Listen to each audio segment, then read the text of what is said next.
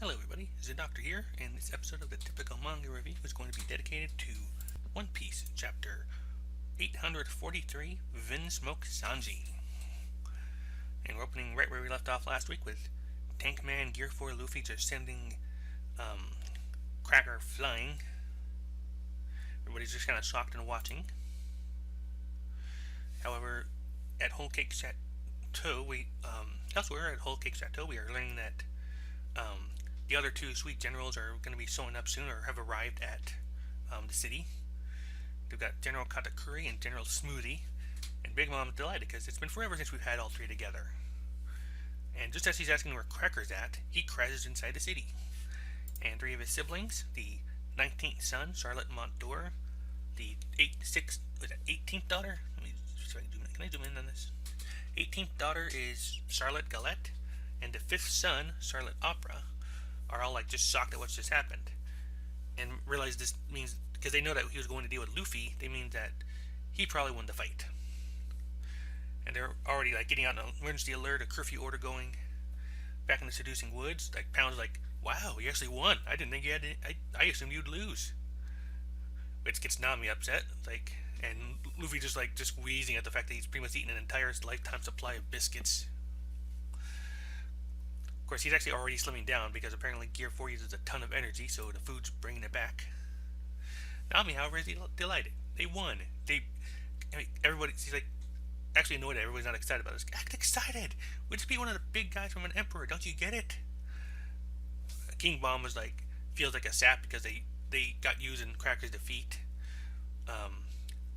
And Pound has like warnings of ominous doom, but King Bomb specifically notes that it is well known that Big Mom's Vivid cards can hold absolute power over the homies, and that in fact even Mama's own children are forbidden to hold a piece of it. But it does bring up some questions about why Nami/Lola had one in the first place. But I was like, well, Nami's just thrilled because this thing's even more valuable than she assumed. Panel, meanwhile, has portents of doom because he's recalling when Rouge defeated General Snack. Cracker's forces blotted out the sea with their numbers, and Linlin's raid summoned a vengeance summoned a storm. From what I heard, like, the enemy ships are sunk in a blink. And apparently, not unlike Nami, Big Mom has the power to control the weather. The way Pound described it is in her left hand are the lightning clouds of Zeus, and in the right hand is the sun itself, Prometheus. And there's no way to stop them, Big Mom, when she's mad. So take my word for it, you ought to escape before she hears about this. While Nami's still pondering about how Big Mom can control the weather, Luffy's like, let her be mad. I'm the one who's mad right now. And what is Sanji doing? He just leaves a letter and vanishes on us, giving no reason why? We managed to get this far thanks to Pudding's map, but now Peckham's is gone. Pudding said he'd bring Sanji out to us, but nobody even at the store where she said. And we just wasted all that time in the fort we wandered into. If they hold that wedding, then Sanji's part of Big Mom's crew, right? Which brings up the question of just when the actual ceremony is going to take place. And that the Vinsmokes are going to the chapel where the castle where the wedding chapel is. Pound warns them that they need to stop them from arriving. And pretty much they're going to use the tree to do it, to get them there in time. As they travel, Chopper and Carrot are communicate through the mirror piece. However, the end of their every sentence is punctuated by a scream of terror. Like, well, goes well, you and Brooks team, yeah! It's okay, we're not in a spot where you can help us from outside. Just keep moving forward. Ah! Don't worry, Nami, we'll be totally fine. That's kind of what they're doing right now. But before they can offer any suggestion about what to do when they actually get to Sanji, or like any more than like they can talk to him in the mirror piece in her hand shatters. And Nami can't use it to communicate with them anymore. And Luffy's gotten even skinnier. Like, he's actually deflating more. He's like back to normal. Is that really how the human body works? King Bomb then notes that they've actually still got some good luck here because they've just come across the calic carriage of Germa 66. That's actually what they call it. Where is it there? Yeah, calic coach. I'm sorry. I think the manga stream calls it cat carrot, but I like calicoats better. Anyway, Sanji's like, Luffy sees them and like, hey Sanji, haven't seen you in a while. Like Yanji is shocked that he crossed their territory, Big Mom territory to get here. Sanji's just shocked, period. And Yanji and I don't know if that's Needy or Ichi, can't quite differentiate them yet. Are just like all hard-eyed over the sight of Nami. Actually, it looks like okay, yeah, it's Needy next to Yanji, and then we see Ichiji's like also getting hard-eyed at the sight of her. Like Sanji wondering what they're even doing here. Judge notes that that's Luffy. Luffy just like comes flying in and grabs the carrot off the side. We came to get you, Sanji. And apparently they're worried his weight's going to tip the calicoach over, and it's called that because it's being pulled by cats, big cats. Right. Like I know you wrote you'd be back in the letter, but I hate waiting. Originally I was just going to come by myself, but it was too much. But it meant much for me alone. And while Luffy's just kind of like getting him like a quick feeling of what's going on with Zoro and Wano and him there, Sanji think about the fact that he's got those bracelets that'll blow up his hands at the wrist, and then also like the threat on Zeph. And Luffy's like ranting is like interrupted by Sanji kicking out the door and sending Luffy flying. While Nami's wondering what's going on, Sanji's like, get lost, you miserable inferior pirates. My name is Vinsmoke Sanji, and I am a prince of Jerma Kingdom. Forgive me for hiding this from you. If I had told you, it would only have made you self-conscious. The difference in status between us is obvious. Here, I have all the money, soldiers, and servants I can use. If my choice is between returning to you and your chuckle-headed crewmates and living in luxury here with Big Mom's beautiful daughter as my wife, which do you think will make me happier? There's no comparison. Stop taking that letter seriously. I'm not going back. I'm amazed you came all this way, poor Zap. Just go, whatever your name is.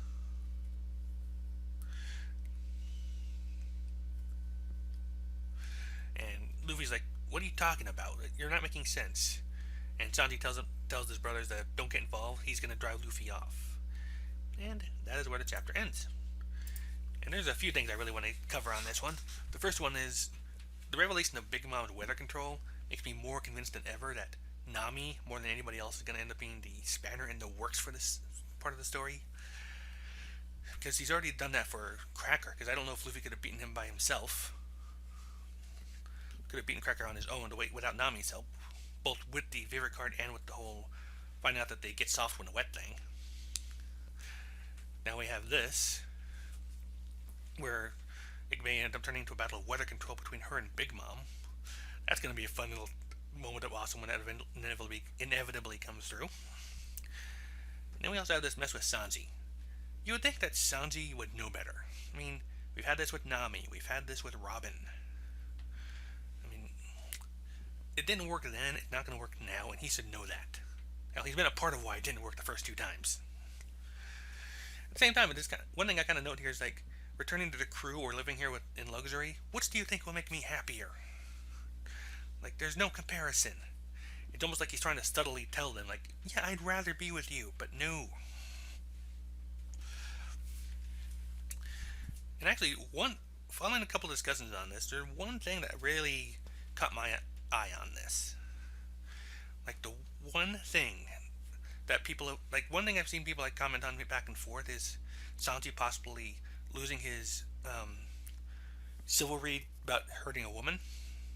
And a couple chapters ago, I'm like, no, that is not happening, because that is entirely Sanji's thing. Like, especially now, since we know that he got it from Zeph and not the Vinsmokes, he's not going to drop that in this of all arcs.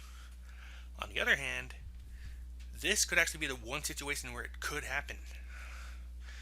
Like if he actually tries to show how serious he is by actually harming Nami, even lightly, even at all.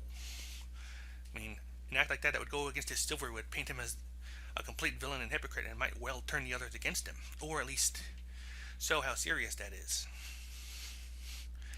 So that's definitely my thought on there. Like, if there's any point in this series where Sanji can actually attack a woman and have it not be out of character, this would probably be that time, because this turned into a hurt them to help them kind of thing.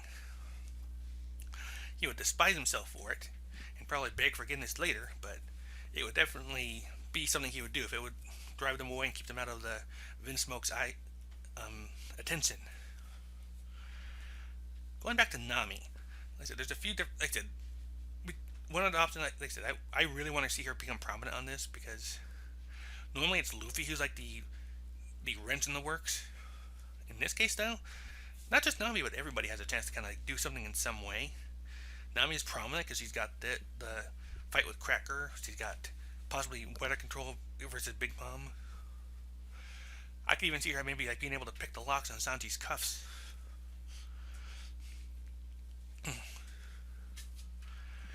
Brooke and Pedro, meanwhile, are doing their own thing. We don't know what's going. We haven't heard from them in a little while, so I'm not quite sure what's going to happen there yet. Carrot and Chobro, on the other hand, they've got the possibility of reconnaissance, because as long as they can kind of either defeat or keep away from Brule. And there's kind of a funny part right there. It's like, oh no, we're fine. Yeah, you just keep going. Whoa. Okay, we can get out of this. I don't know. I just found that funny. At least once I figured out what was kind of going on with that. I didn't quite get it the very first time.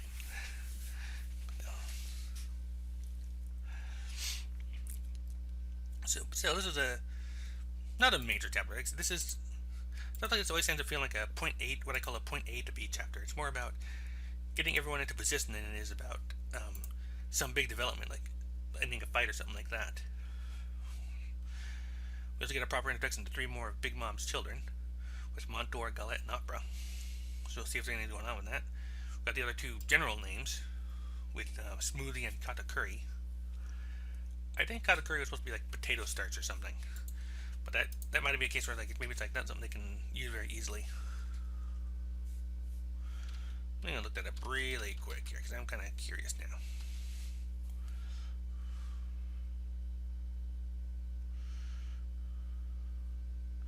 Well, we've already got an entry on the One Piece wiki, despite only being mentioned this week. But let's see here. Yeah, okay, potato. Yeah, it does mean potato starch. Okay, just double checking. Make double checking I had that right. Let's see. Moving along here. Yep, I think I covered all the basics on here. The only other question I can think of right now that's lingering in my mind is if a Vivid card is so powerful. If Big Mom's Vivid card rather is so powerful when it comes to the homies that are created by her powers, why did Lola have one in the first place? Because the way we're seeing things right now, the only thing that would make sense would be if she stole it from Big Mom and used it to make her escape. But then why would she give that to somebody expecting it to help them? Because that was how she presented it to Nami. And the only other thing I can think of might be if she kind of figured she had Nami pegged and figured she'd like blackmail or use it as a bribe or something. I mean, it didn't seem like they kind of had that idea between Lola and Nami's friendship, though. I don't know. I mean, Nami did the unthinkable and gave her money. I mean, that's like that. Like Luffy and Usopp are reading it as a sign of the apocalypse. So I don't know.